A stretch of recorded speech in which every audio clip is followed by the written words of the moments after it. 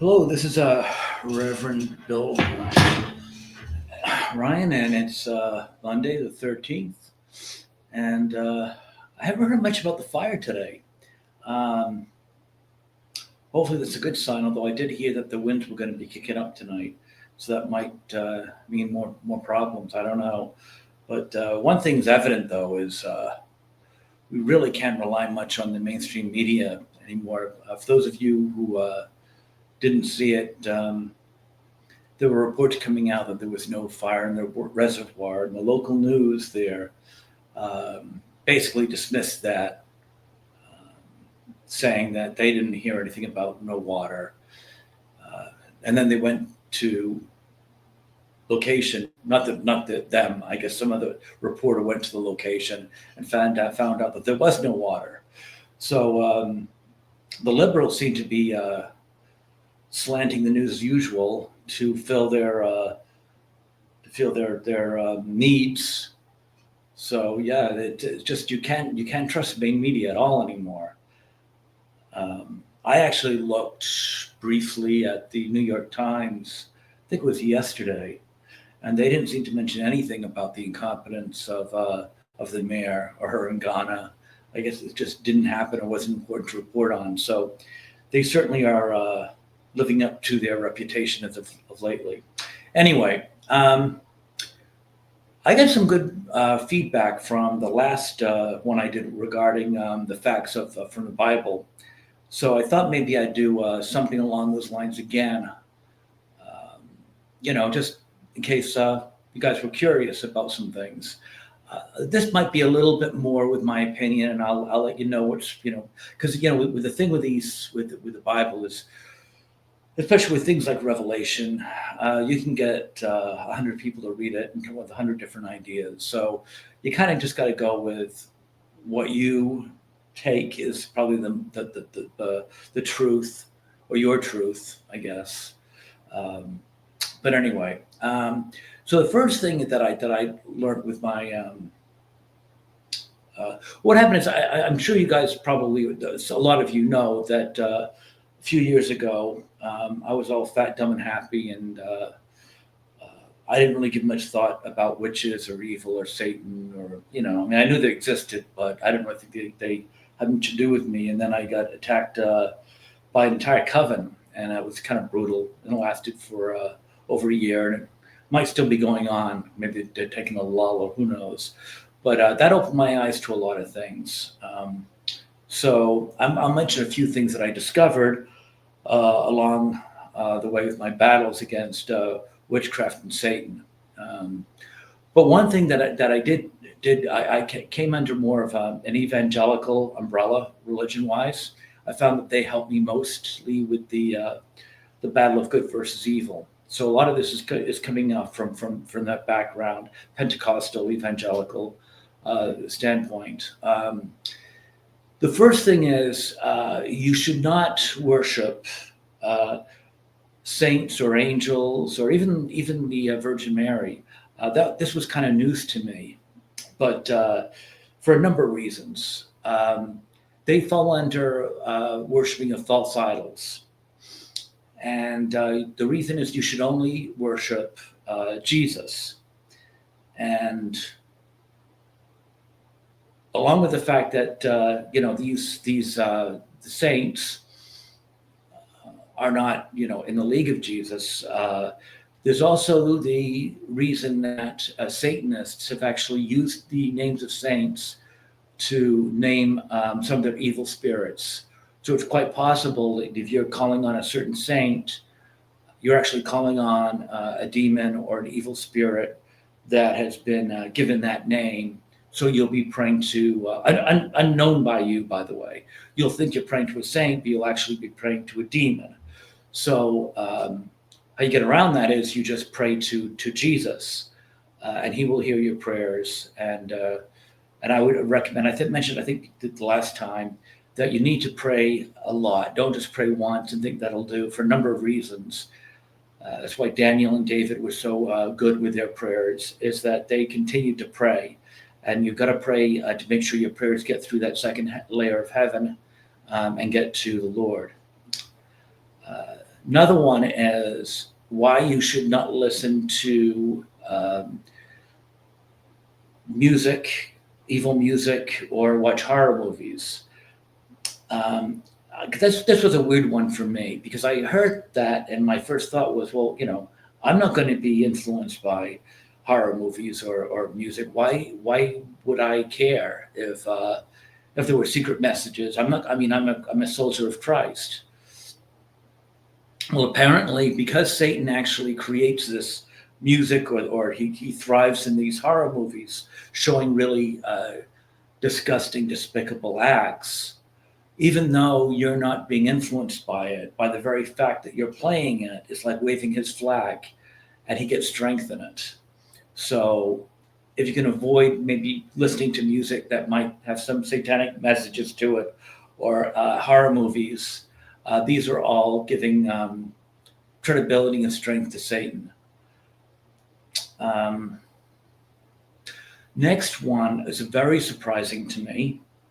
I thought that evil was terrified of anything to do with the church or prayers, or the word of the Lord, and that's not true. They can actually they can read from the Bible if they want to. That tricked me at the beginning. I was desperately trying to find a way to figure out who was evil and who was a witch. And for some reason, I thought that, if you went around, like in the movies with a crucifix and a Bible, they'd burn their hands. Or no. As a matter of fact, a lot of times when you're in church, quite possibly the minister might be satanic. They don't see a contradiction, strangely enough. A lot of them have convinced themselves that they can serve two masters, God and Satan. So that in the morning they'll worship Satan, in the afternoon they'll go to church and sing hymns. Don't know how they reconcile those two, but I can tell you they do because I've talked to them, and they don't see any conflict there. Anyway, that's that. Another one, like in the movie The Exorcist, with the Ouija boards, do not mess with Ouija boards or seances. The living is not supposed to talk to the dead. When I was younger, much younger, a kid basically, I played with a Ouija board, and thankfully I realized something was very wrong with it. A lot of people think, oh, come on, Milton Bradley is not going to put out something that's going to bring on evil. Yeah, they can, and it's not really Milton Bradley. It's just that these spirits are all around us. They're evil spirits, and they're all around us, and they can't hurt us in their natural state. So they have to look for a host to hurt us, and they will find any way they can to get to us. And if you give them that opening, they'll kick that door open. And they'll lie.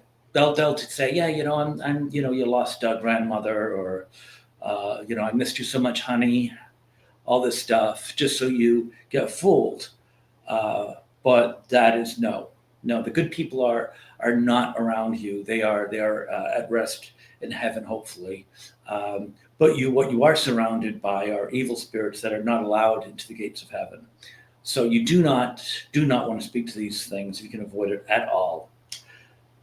Now, another thing too is that people ask about, well, if you marry a woman who, if your spouse dies, you marry somebody else, that gives you two wives, and how does that work out in heaven? Well, both Paul and Luke, by the way, I'm not sure I mentioned this before, he was not, he was a disciple, he wasn't one of the apostles. He did write the gospel, and he was a doctor, which is kind of an interesting fact. But anyway, both addressed that. And what it came down to is, number one, if your spouse dies, you're more than, welcome to take another spouse. And then the answer is, well, when you get to heaven, who's your spouse?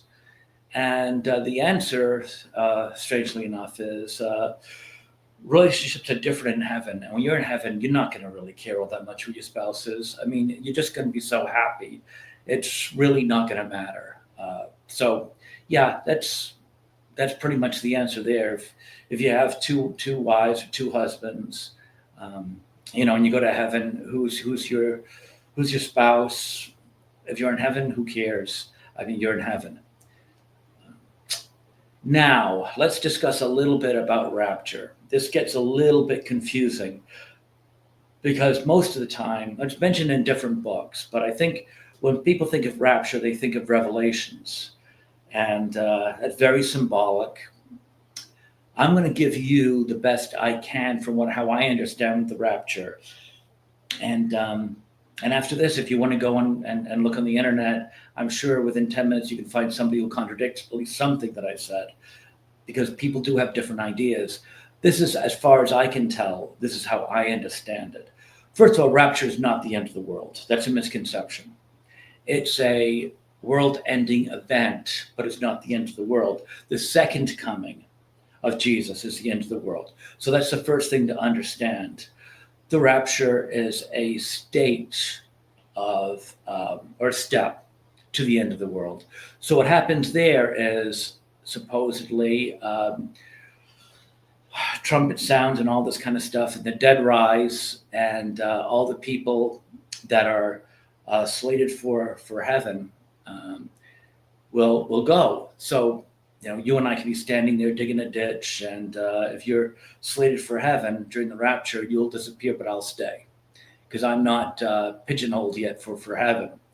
So they'll take all the dead, and then they will take all the people that have secured a seat in heaven next to Jesus, and then this will be followed by, and I think it's 7 years, if I'm not mistaken. But this is where the Antichrist comes in, and it gets to be a very political time. Basically, there's going to be a lot of fighting. It's supposed to start off very pleasant and nice, and then quickly devolve. And there's going to be the followers of the Antichrist versus the followers of Christ. And there's a lot of numbers. The people that follow the Antichrist will have the 666. And I believe that the people that follow Christ will have 777 somehow. 777 is an interesting number. It usually means divine perfection of the Trinity. But there's also secret cults that use it for bad. But more or less, 777 is almost always equated with divine perfection of the Trinity. So it's usually a good thing. But I just want to keep it out there that there are some bad cults that use 777 in an evil manner. You got to be careful of that. But anyway, so then what happens is there's 7 years of I guess conflict between the Antichrist and the followers of Christ, and then that ends with the second coming of Christ, who comes down, and I guess I think it's Michael the archangel comes back and finishes Lucifer by throwing him into it's a tar pit, I think, some very hot. I think it's a tar pit, but anyway. I think Michael once and for all finishes with Lucifer by killing him. I touched on Michael the other day. Just to reiterate, he was originally a very low-rung angel that rose to the top because he dared to take on Lucifer, who was the number one angel. And they fought a few times. And the stock of Michael rose, and now he's considered to be one of those loyal and faithful and strongest angels. And he does eventually finish Lucifer once and for all in the final battle. Next thing I want to mention is, I'm sure a lot of you have heard about burying a statue of St. Joseph outside will sell your property. This was an old tradition started by a group of nuns somewhere. I'm not sure the exact story. But it did actually start with some nuns. Essentially, it's a sin. It's idolatry. If you want to sell your house, just pray. Leave poor St. Joseph out of the dirt. Actually, if you listen to what I said beforehand, you probably won't even have a statue of St. Joseph around. Yeah, no, just pray if you want something done. Pray to Jesus. One other thing with my experiences I found about witches is a lot of people know that if you have a possession, and the witches they use that for their mysticism, and also they're big on pictures. They have a picture of you. That's one of the things that gave away the people that were the witches in my life. By the way, they kept on asking for pictures, kind of silly things like they'd call up and say, "Oh, hey, I've ever seen your car. Could you send me a picture?" What a weird request. I mean, car's a 2003. It's hardly, picture worthy. But yeah, they like pictures, and they certainly. And another time I visited a witch before I knew there was a witch, and my shaving kit disappeared. I thought that was kind of odd because my shaving kit's pretty big for it just to disappear from the bathroom. I should have known something was up. But anyway, but the more important thing is food. If you eat their food, that gives them power over you. So, just make sure you're very careful about that as well. If people start asking you for pictures and your stuff starts disappearing, and suddenly people wants to feed you cookies, I would worry. I'd look for the door if I were you. Let's see what else we got here. There was a problem with Peter and Paul. They started off together, but they actually ended up getting to an argument in Antioch. The reason was Peter thought that people, in order to find Christ, needed to convert to Judaism first. And Paul thought that no, all that's important is that you need to believe in Christ. And they got into a very bad disagreement. I think Peter, no, actually it was Paul that I think rebuked Peter in front of visitors. And then embarrassed him, and then there was a breakup. And according to Paul, it was never resolved. They just went their separate ways. And, Peter felt that, Paul felt that Peter was giving in to certain factions of Judaism, and isolating the Gentiles being the non-Jewish people. And Paul wanted to bring Jesus to everybody. So, yeah, that caused a schism that never really was resolved. Now, an interesting thing, we talked about rapture and Revelations a little bit ago. That was written by John, the apostle. Let me tell you, John, number one, was the only apostle who was not martyred. And it wasn't for lack of trying.